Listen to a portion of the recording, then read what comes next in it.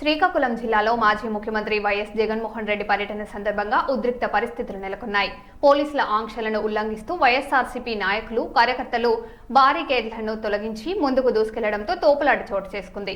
పరిస్థితి అదుపు తప్పడంతో పోలీసులు స్వల్ప లాఠీచార్జ్ చేయగా ఓ రిజర్వ్ కానిస్టేబుల్ గాయపడినట్లు సమాచారం. ఈ ఘటనపై రాజకీయ వర్గాల్లో చర్చ కొనసాగుతుంది.